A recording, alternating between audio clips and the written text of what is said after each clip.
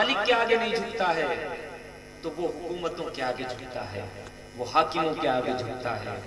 وہ دیکھیں ابھی ایک حالیہ دنوں میں بے غیرت انسان جیسے وسیم رضوی کہتے ہیں، اس کا نام لینا اتنا ناپاک آدمی ہے کہ میں اس کا نام لینا بھی گوارا نہیں کرتا، مگر جیسے شیطان کا نام لے کر کے اس سے اللہ کی پناہ مانگی جاتی ہے، تو کتنا بھی بڑا شیطان ہو جائے مگر اس کا دادا ابلیس ہے، تو بس وہی سمجھ کے اس کا نام لے رہا ہوں۔ اس نے طرح طرح سے بدتمیزیاں کی ہیں، حضور کی شان میں گستاخیاں کی ہیں، بے ادبیاں کی ہیں۔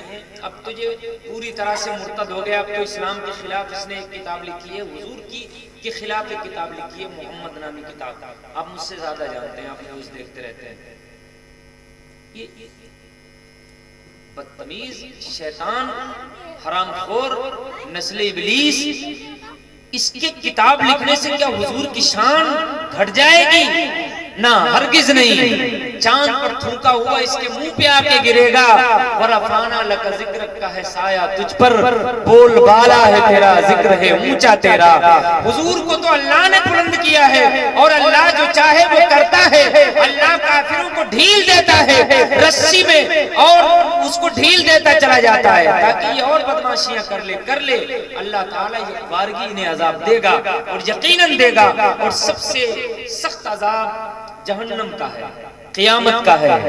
تو اللہ پاک یہ چھوٹا موٹا انہیں عذاب نہیں دینا چاہتا، اللہ تعالیٰ انہیں بڑا عذاب دینا چاہتا ہے، اس لیے انہیں ڈھیل دیے ہوئے ہے۔ بہرحال ہمارا بھی امتحان ہے کہ ہمیں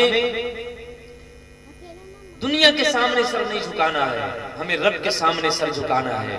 اگر ہم سب کے سب رب کے سامنے سر جھکاتے ہوتے تو آج یہ ہمارے سامنے جھکے ہوتے، لیکن ہماری بھی کہیں نہ کہیں گڑبڑی ہے۔ ہم نے بھی خدا کی بندگی میں لاپرواہیاں کی ہیں۔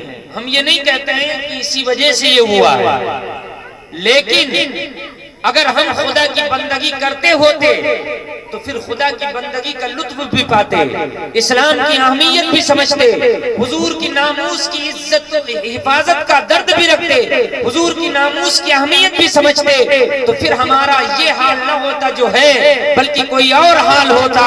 اور ہو سکتا ہے کہ ہمارے انداز اور اطوار اور عادات کو دیکھ کر کے وسیم رضوی جیسے لوگوں کی یہ ہمت بھی نہ ہو پاتی کہ وہ ایسا کام کرے۔ لیکن جب دیکھ رہے ہیں کہ ہم مسلمان ہو کر کے دین سے دلچسپی نہیں لیتے ہیں تو وہ سوچتے ہیں بس فیمس ہو جائیں گے اور سطح کے ساتھ ہیں۔ یہ وہ بےہودہ آدمی ہے جو سطح کے ساتھ ہمیشہ رہا۔ دیکھو سپا رہی، سپا کے ساتھ، بسپا کے ساتھ، جو بھی رہا سب کے ساتھ یہ رہا، اور تب وہ اسی بولیاں بولتا رہا۔ اب اسلام دشمن ناصر آئے تو وہ اسی بولیاں بولنے لگا، اور چند لوگوں نے اس کے پیٹ پہ ہاتھ رکھ دیا تو اب بالکل اسلام کے خلاف بولیاں بولنے لگا۔ یہ لوگ پیسوں کے ٹٹو ہیں، یہ لوگ دنیا کے غلام ہیں، یہ لوگ دنیا کی حکومتوں کے تلوے چاٹنے والے ہیں، اور یہ تلوے چاٹ کے مر جائیں گے۔ میں انہیں ایک لمحے فکریہ بھی دیتا ہوں، اور انہیں ان کی گندی فکر کو صاف کرنے کا ایک آلہ بھی دیتا ہوں کہ تم سنو، نہ اسلام دبائے سے کسی دور میں دبا ہے، اور نہ تم بیہودوں کے دبانے سے دبے گا۔ اسلام کی فطرت نے قدرت نے لچک دی ہے، اتنا ہی یہ ابھرے گا جتنا ہی دباؤ گے۔ تاتاریوں نے اسلام کو مٹانے کا عزم مصمم کر لیا تھا، گن گن کر کے مسلمانوں کو مارا تھا، اور دنیا جانتی ہے، سب جانتے ہیں کہ اسلام کو مٹانے کے لیے انہوں نے کیا کچھ نہیں کیا تھا۔ اپنے حساب سے انہوں نے ایک بھی مسلمان نہیں چھوڑا تھا، اس کے باوجود بھی اللہ نے انہی کو مسلمان کر کے اسلام کو عزت بخشی ہے۔ بچن کے بولے آپ تاریخ پڑھ کے دیکھیں انہوں نے کیا کیا۔ پوری طرح سے بغداد میں کتابیں انہوں نے جب ڈالی تھی، بغداد کی پوری لائبریری ڈال دی تھی، تو دجلہ کا پورا پانی سیاہ ہو گیا تھا کتابوں کی سیاہی کی وجہ سے۔ ساری کتابیں، اسلامی کتابیں سب انہوں نے ڈال دی تھی۔ کہاں؟ دریا میں۔ کہاں ڈالی تھی بولو؟ دریا میں ڈال دی تھی۔ مسلمان کہیں کنویں میں چھپ کر کے یا غاروں میں چھپ کر کے انہوں نے اپنی جان بچائی، باقی کوئی بستی میں انہوں نے مسلمان چھوڑا ہی نہیں تھا، سب کو قتل کر دیا تھا۔ اور یہی وہ ہلاکو ہے جس نے قسم کھائی تھی کہ مسلمانوں کے سروں سے مینار بناؤں گا، اور اس نے بنائی بھی، سب کچھ کیا۔ مسلمانوں کی کھوپڑیوں میں اس نے شراب بھر کر کے پی، سب کچھ کیا، دیکھنے سے بھی کوئی مسلمان نظر نہیں آتا تھا، پوری بستی میں کوئی مسلمانوں کا ایک سر نظر نہیں آتا تھا، مگر بعد میں کیا ہوا؟ سب کچھ کرنے کے بعد خود انہی کے لوگ مسلمان ہو گئے، اور پھر اسلام انہی سمجھ میں آ گیا، اور پھر بعد میں انہوں نے ہی وہ کام اسلام کا کیا ہے کہ دنیا دیکھ کر کے دنگ رہ گئی۔ میں چل کے بولے، ڈاکٹر اقبال نے اسی وقت کہا تھا، پاسماں مل گئے کعبے کو صنم کھانے سے، ہے آیا یورش تاتار کے افسانے سے، پاسماں مل گئے کعبے کو صنم کھانے سے۔ تو اللہ تعالیٰ جو چاہتا ہے وہی ہوتا ہے، اللہ ہر وقت موجود ہے اور ہمیشہ سے ہے، ہمیشہ رہے گا۔ یہ اور بات ہے کہ وہ کافروں کو چھوٹ دیتا ہے، اس نے ایک قسم کا اختیار دیا ہے، جو چاہے بندہ کر لے، پھر اس کے بعد میں تو وہ احکم الحاکمین حساب لینے کے لیے کافی ہے ہی۔ بندہ یہ نہ سمجھے اگر اسے ڈھیل دی گئی ہے کچھ نہیں ہوتا ہے، اگر کچھ بر وقت نہیں ہوتا ہے تو اور ڈرنا چاہیے کہ اللہ پاک عذاب عظیم دینا چاہتا ہے۔ بہرحال اس مردود کا ذکر آ گیا تو میں تو اس کا ذکر ہی نہیں کرنا چاہتا تھا، مگر میرے عزیزوں آپ کو سمجھنا ہے کہ حضور کی شان بڑی بلند ہے۔ ہم حضور کا جب ذکر کرتے رہیں گے، اپنی نسلوں کو حضور کی شان بتائیں گے، اپنی نسلوں کو قرآن اور حدیث کی اہمیت، نمازوں کی اہمیت بتائیں گے، تبھی نہ تو ہماری نسلیں ان کتوں کے منہ پہ تھوکیں گی۔ بولو نہیں انشاءاللہ، سب لوگ بولو نہیں انشاءاللہ۔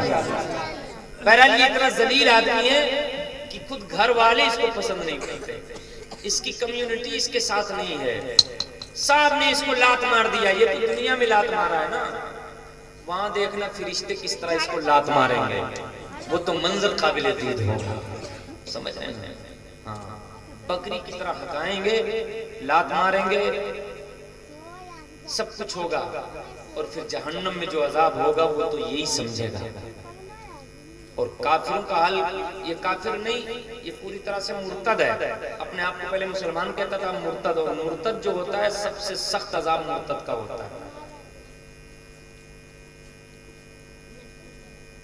ان کی توبہ بھی قبول نہیں ہوتی ہے، توبہ بھی، ایک بات سن لیجئے، ہم گناہگار ہیں، سیاہکار ہیں، خطاکار ہیں، ہزاروں جرم کیے ہم نے، ہم اگر توبہ کریں گے تو ہماری توبہ قبول ہے۔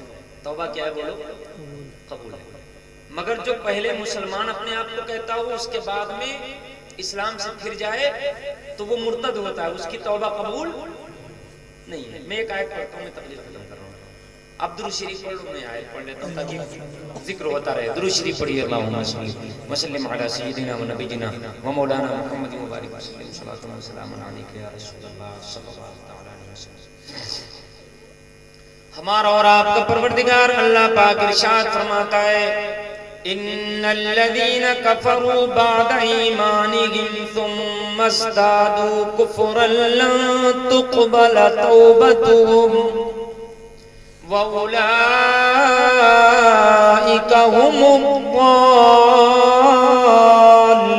الضالون۔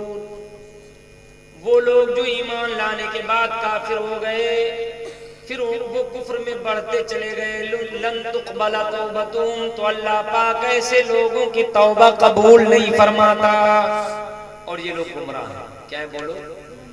گمراہ ہیں۔ بالکل ایسا لگتا ہے کہ قرآن کی یہ آیت بالکل نقشہ کھینچ رہی ہے۔ پہلے یہ کہتا تھا میں قرآن مانتا ہوں، میں نے اس کا ایک انٹرویو دیکھا تو یہ بدبخت، اس کو کہہ لو اس زمانے کا سور، یہ کہتا ہے میں قرآن مانتا ہوں، مگر 26 آیتیں جو وائلنس پھیلاتی ہیں اس کی زبان میں، اس کے بقول، وہ کہتا ہے 26 آیتیں میں اس کو نہیں مانتا، اس کو نکالنے کی بات کرتا ہوں۔ اب اس نے کیا کیا؟ پہلے تو یہ کہتا تھا، پہلے کہتا تھا میں محمد عربی کو مانتا ہوں، میں حدیثیں بھی مانتا ہوں، میں قرآن بھی مانتا ہوں، سب کچھ مانتا تھا۔ اس کے بعد چند دن نہیں گزرے، اب اس نے حضور کی شان میں گستاخی کی اور کتاب لکھی اور باقاعدہ اس کے جملے دہرانا نہیں چاہتا. اس نے حضور کو معاذ اللہ کہا کہ دماغی اعتبار سے ان کا دماغی توازن صحیح نہیں تھا. وہ مال کی لالچ میں انہوں نے ایک عورت سے, مالدار عورت سے شادی کی, حضرت خدیجہ سے, اور طرح طرح کی اس نے بکواسات کی ہے. اب وہ پورے قرآن کا انکار کرتا ہے. اب وہ محمد عربی کو بھی نہیں مانتا ہے. محمد عربی کو رسول ماننے سے بھی اس نے انکار کیا ہے. ثم ازدادوا کفرا, کفر میں بڑھتے چلے گئے. دیکھا کہ یہ بدبخت بڑھتا جا رہا ہے کفر میں اور بڑھتا چلا جا رہا ہے. ہاں اس کے لیے جہنم کا عذاب فکس ہے اور اس سے جہنم کا عذاب ہوگا. وہاں ہم دیکھیں گے کہ یہ جہنم میں کیسے جلایا جائے گا. مگر یہاں پر بھی ہمیں خاموش نہیں رہنا ہے. ایسے بدبختوں کو حضور کی محبت میں ہمیں یہ بتا دینا ہے کہ ہم حضور کے وہ غلام ہیں, سب کچھ برداشت کر سکتے ہیں, مگر ایسے ناپاک لوگوں کو دھرتی پر رہنا نہیں کر سکتے. ایسے لوگ دھرتی کا بوجھ ہیں. ایسے گندے لوگوں کو حکومت کو بھی چاہیے کہ ایسے گندے لوگوں کا صفایا کرے, ان کا کچھ نہ کچھ علاج کرے, ورنہ وہ اپنے آپ کو بھی محفوظ نہ سمجھیں. ان کو بھی سمجھنا چاہیے کہ اگر یہ آگ لگے گی تو صرف ہمارا ہی گھر نہیں ہے, تمہارے بھی گھر ہیں, تمہارے بھی گھر جلیں گے. اگر آج یہ حرکت کسی نے کی ہے تو کل کوئی اٹھ کر کے تمہاری مذہبی کتابوں کے بارے میں یہ حرکت کرے گا.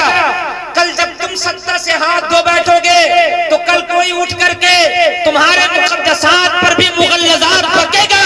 تمہارے مقدسات بھی کل محفوظ نہیں رہیں گے. اگر آج تم خوش ہو اور ایسے لوگوں کو بے لگام کیے ہوئے ہو تو کل کوئی بے لگام اور پیدا ہوگا جو تمہاری مذہبیات کو بھی بخشے گا نہیں. اس لیے تمہیں چاہیے کہ ایسے لوگوں کے منہ پر لگام ڈالو اور ایسے لوگوں کو جیل میں ڈال کر کے انہیں سبق سکھاؤ اور امن میں شانتی کا ایک ماحول برپا کرو. ورنہ تم اگر ایسا نہیں کرتے ہو تو یاد رکھو کہ تم بھی محفوظ نہیں رہو گے, تمہارا مذہب بھی محفوظ نہیں رہے گا.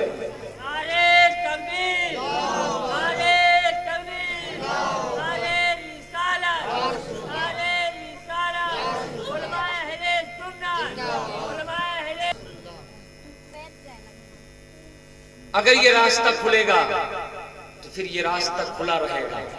کوئی بھی فیمس ہونے کے لیے ایسی حرکت آ کے کرے گا, پھر وہ کسی کے مذہب کے ساتھ کر سکتا ہے.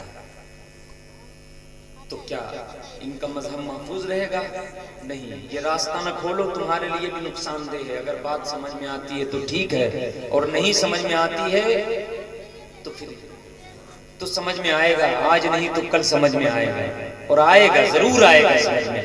اللہ تعالیٰ ان کو ہدایت دے, ان کو سمجھ دے.